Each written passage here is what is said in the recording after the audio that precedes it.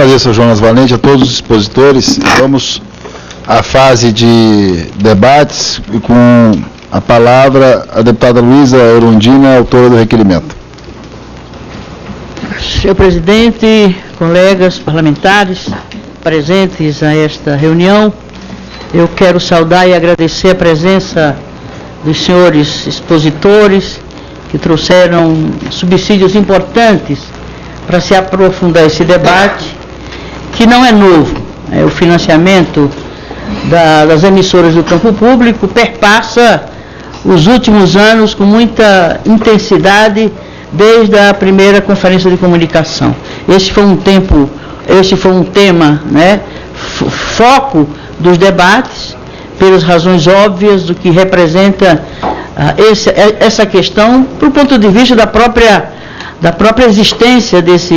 campo público de comunicação, o cumprimento do dispositivo constitucional que prevê a complementariedade dos três sistemas, o que demonstra que sem a solução desse problema, o financiamento das emissoras do campo público, dificilmente esse campo se afirmará e terá uma condição de competitividade e de equilíbrio na relação entre os três setores que devem compor uma política de comunicação social no país. E por que essa audiência pública hoje? Porque ela vem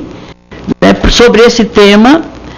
no bojo de um processo que a Frente Parlamentar pela Liberdade de Expressão e Direito à Comunicação, em parceria, inclusive, com a Comissão de Ciência, Tecnologia, Comunicação e Informática, está desencadeando na preparação do Fórum Nacional do Campo Público, das emissoras do campo público. Está sendo precedida por fóruns preparatórios, portanto, já houve o primeiro, o segundo está previsto para junho, o terceiro em agosto, e esse último está previsto, inclusive, um debate com os presidenciáveis, ou seja, os candidatos a presidente da República. Nós queremos trazê-los para debater essa questão do campo público, a política pública de comunicação, e comprometê-los, para quem se elegeu se reeleger, ter um compromisso formal público escrito num documento que a gente pretende propor a esses candidatos e candidatas, para que a gente consiga avançar, porque nos dá uma angústia, porque desde 2010, só começando daí, ou antes disso já houve fórum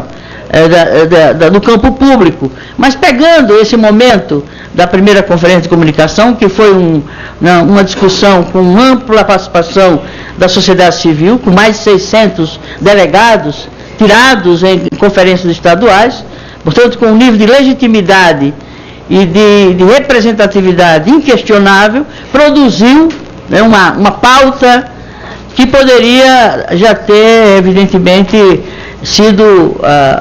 os elementos a compor um marco regulatório das comunicações sociais no país, o que lamentavelmente não se conseguiu até agora. Nós estamos querendo ver se dá um passo além daquilo que já se acumulou e a que já se chegou. Por exemplo, a questão do operador de rede é uma questão recorrente. Na última conversa que tivemos com o ministro das Comunicações, um grupo de parlamentares saindo daqui de uma comissão, numa audiência que discutiu a transferência dos 700 MHz, o que implica um impacto grave, negativo e preocupante para as emissoras do campo público, que hoje ocupam esse espectro da frequência eletromagnética ocupada pelo campo público, cuja transferência não se sabe ainda qual será a alocação dessas emissoras. Portanto, as coisas estão se dando, já se ameaça a publicação do edital, já se ameaça a negociação da transferência desses canais para a operação do 4G, e não se tem elementos mais concretos, mais objetivos,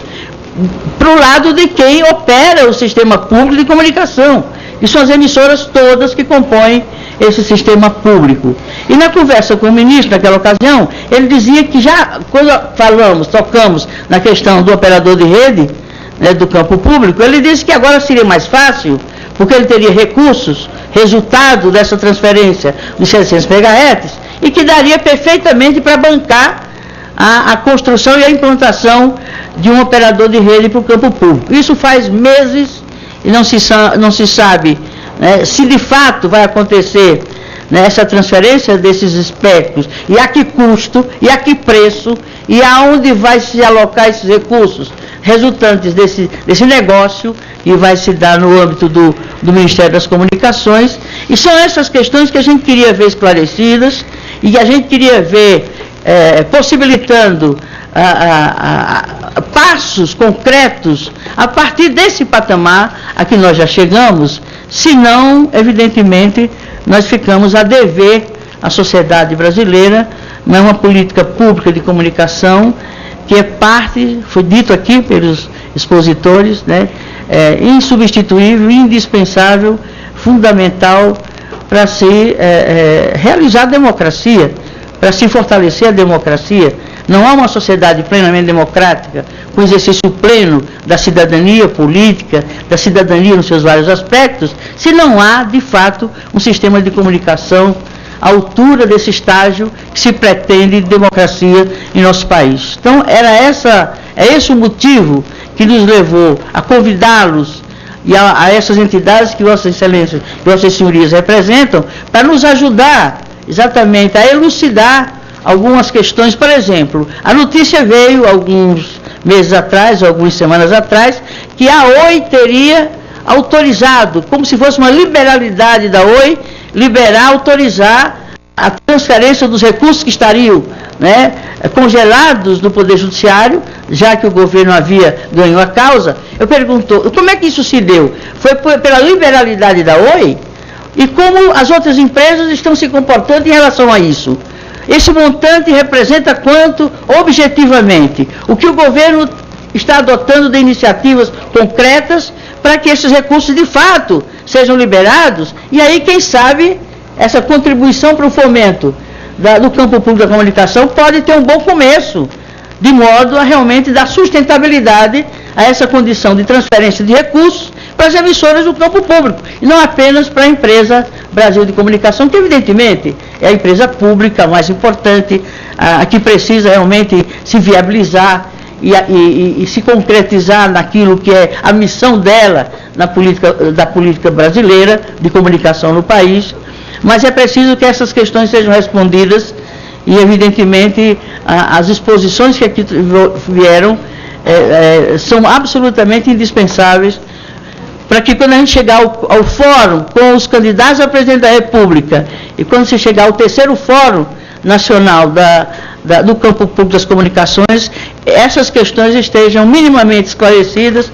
para que a gente consiga avançar e o ano 2015 marque um outro momento dessa política em nosso país. Eram um pouco essas as minhas preocupações, entendendo perfeitamente que os senhores nos trouxeram subsídios importantes que vão compor, evidentemente, nossas reflexões, os nossos documentos e a preparação que estamos a fazer desses pré-fóruns e desse Fórum Nacional da Comunicação Pública. Era isso.